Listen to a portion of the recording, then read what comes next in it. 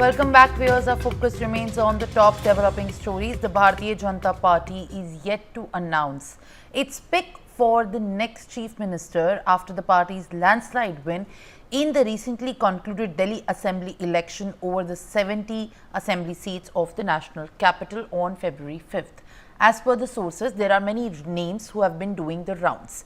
Even as the contenders for the names of women are also concerned to become the first BJP chief minister of the national capital since Sushma Swaraj in the year 1998. The names that are in fact making it to the list include the top contender Parvesh Verma, who has defeated the Aam Aadmi Party Supremo Arvind Kejriwal from the New Delhi Assembly seat, Delhi BJP chief Virendra Sachdeva and senior party leader Vijendra Gupta, among others, including the newly elected Mustafabad MLA Mohan Singh Bhisht, which are in fact doing the rounds. But it remains to be seen as suspense is there in complete motion over who is going to be the next Delhi chief minister after BJP has secured a win over 48 seats. The outgoing chief minister and Aam Aadmi Party leader Atishi, who won from her own assembly constituency in Kalkaji, had resigned from the post after her party's defeat in the poll, paving the way for the new government formation. Now, let's in fact get a guest on the broadcast. Shalimar Bagh MLA of the BJP, Ms. Rekha Gupta is joining me live on the broadcast, and in fact to speak about the BJP's performance and how exactly the BJP is deliberating upon the name of the next BJP chief minister for the people of Delhi. Thank you very much, Ms. Gupta, for speaking to us and joining us live on the broadcast. In fact a good vote share, the people of Delhi have given the BJP a convincing mandate. In your opinion, what do you think was the reason specifically for this win, given that the BJP has not been able to make the inroads in the national capital for a longest time, that the Aam Aadmi Party has been securing the win, banking on the promises of the freebies as well? कारण ये रहे कि 12 साल में जो वायदे करके पिछली सरकार आई थी, उनमें से उन कमिटमेंट में से कुछ भी काम उस सरकार के द्वारा किया नहीं गया। जो उनकी अपेक्षाएं थी सरकार से वो खंडित हुई और देश ने देखा कि मोदी जी के नेतृत्व में किस तरीके से लगातार जो काम हो रहे हैं, किस तरीके से विकास के साथ में देश आगे बढ़ रहा है। तो देश में जो दिल्ली राजधानी के रूप में एक शहर है, वहाँ पर भी विकास चाहिए, वहाँ पे भी डेवलपमेंट चाहिए, वहाँ की दिल्ली के लोगों के भी अधिकार हैं जिनको उन्हें मिलना चाहिए। ऐसी उम्मीद के साथ में कि देश मोदी जी के साथ काम कर रहा है, दिल्ली भी मोदी जी के साथ चलेगी। लोगों ने भर भर के अपना आशीर्वाद दिया और इतना पूर्ण बहुमत की सरकार दिल्ली में बन रही। रेखा जी, जिस तरीके से बीजेपी को बाहरी बहुमत मिली है और अब शालीमार बाग में 12 साल बाद बीजेपी का एक एमएलए आया है, आप उस बतौर उस जिम्मेदारी पे हैं, पर इस समय जो शालीमार बाग के लोग हैं उन्होंने क्यों चूज किया कि आम आदमी पार्टी को वोट नहीं करना है और बीजेपी को वोट करना है? इस बार ऐसा क्या पर्टिकुलरली चेंज हुआ है शालीमार बाग के लोगों के लिए? डेवलपमेंट, जीरो डेवलपमेंट जो है वो इस सरकार की रही।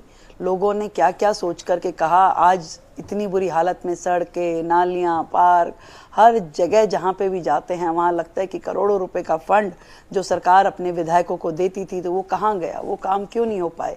तो यही कारण मैं समझती हूँ कि मोदी जी का नेतृत्व, उसमें जनता का विश्वास और इनके विधायकों की जो अकर्मण्यता थी, उसी के कारण से दिल्ली ने ये डिसाइड किया कि दिल्ली बीजेपी का समर्थन करेगी, एक मजबूत सरकार बनाएगी और देश हित में और दिल्ली के हित में चुनाव होगा। तो रेखा जी, क्या समझा जाए कि पहले 100 दिनों का आपका बीजेपी के नेतृत्व में क्या ऐसा प्लान रहेगा शालीमार बाग के लिए? इतने ज़्यादा समय बाद ये पूरी आपको जिम्मेदारी मिली है, जिम्मेदारी के तौर पे भी जिस तरीके से बहुमत में दिल्ली के लोगों ने चूज़ किया है बीजेपी को, तो शालीमार बाग के लोगों के लिए पहले 100 दिन में ऐसा क्या निर्णय, ऐसे क्या बड़े काम रहेंगे जिसको प्राथमिकता दी जाएगी? बहुत उम्मीद के साथ में मैं पूरे एरिया में सैनिटेशन और सीवेज सिस्टम पे काम करूंगी। लोगों को पानी बेहतर मिले जो पीने योग्य हो, उस पे मैं काम करूंगी। हमारे पार्क खुशहाल हों, सुंदर हों, इस पे मेरा काम होगा। और हमारी जो मोदी जी की गारंटी है, जो बहनों के अकाउंट में पैसे जाने हैं लाडली बहन योजना के तहत, पेंशन जो बननी है, जो आयुष्मान में लोगों को लाभ मिलना है, उन सब का रजिस्ट्रेशन हो और वो लाभ उन तक पहुंचे, ये मेरी प्रायोरिटी होगी।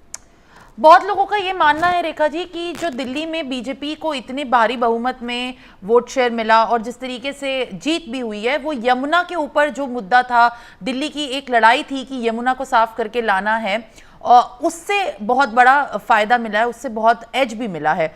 तो बीजेपी के लिए यमुना को साफ करने के क्या क्या ऐसे प्लान्स हैं, क्योंकि अब जो रिस्पॉन्सिबिलिटी है वो बहुत भारी हो चुकी है। हरियाणा में भी आपकी सरकार है और जिस तरीके से बाकी राज्य लगते हैं दिल्ली में, यूपी में भी है, तो एक तरीके से गंगा हो जाए या साबरमती हो जाए, इस तरीके से यमुना को भी ऐसी एक नदी हमारी बनाने का जो साफ है, स्वच्छ है, उसके लिए बीजेपी का क्या ऐसा प्लान है? क्योंकि अब लोगों की जो उम्मीदें हैं वो बीजेपी से बहुत बढ़ चुकी हैं और उसी उम्मीद पे ये बहुमत मिली भी है।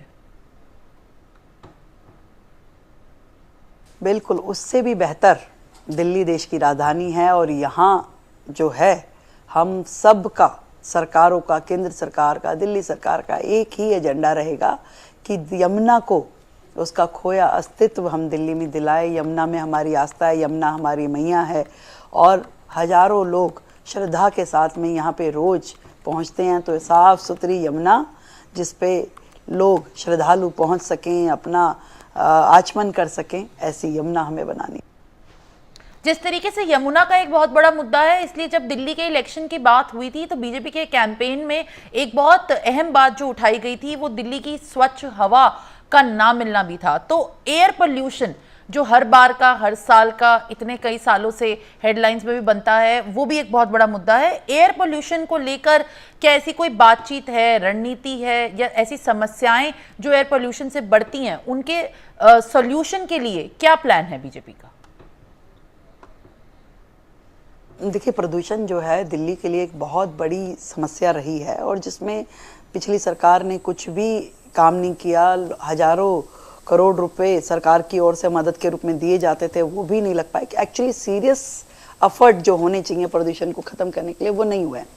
तो इस प्रोजेक्ट को, इस काम को, इस समस्या को एक समाधान देने की दृष्टि से दिल्ली सरकार केंद्र सरकार के साथ नेतृत्व में उनके काम करेगी। और पॉल्यूशन चाहे कहीं से भी आया हो, वो पंजाब से आए, हरियाणा से आए, लोकल आए, उसे हमें ख़त्म करना होगा ताकि दिल्ली के लोग सब।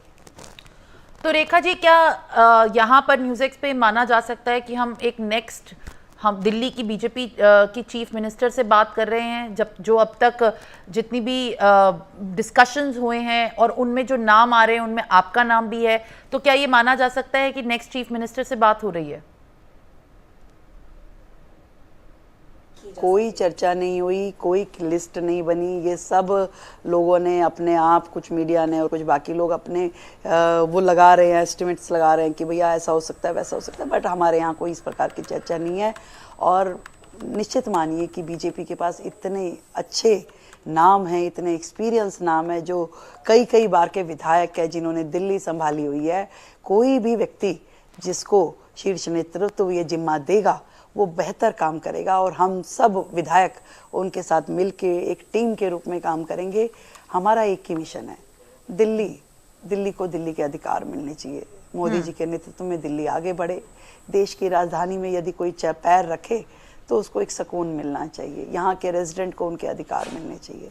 और इसके लिए हमारी पूरी टीम मोदी जम के काम करेगी, दम से काम करेगी।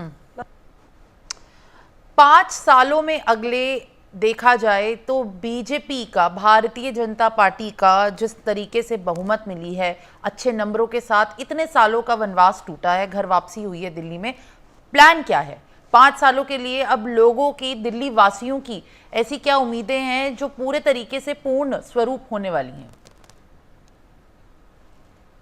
कि जो स्थितियां हैं आप खुद भी देख रहे हैं, आज आप सेंट्रल दिल्ली जाते हैं, आप NDMC जाते हैं तो एक बेहतर दिल्ली आपको दिखाई देती है क्योंकि वो जो एरिया है वो केंद्र सरकार के अधीन आता है।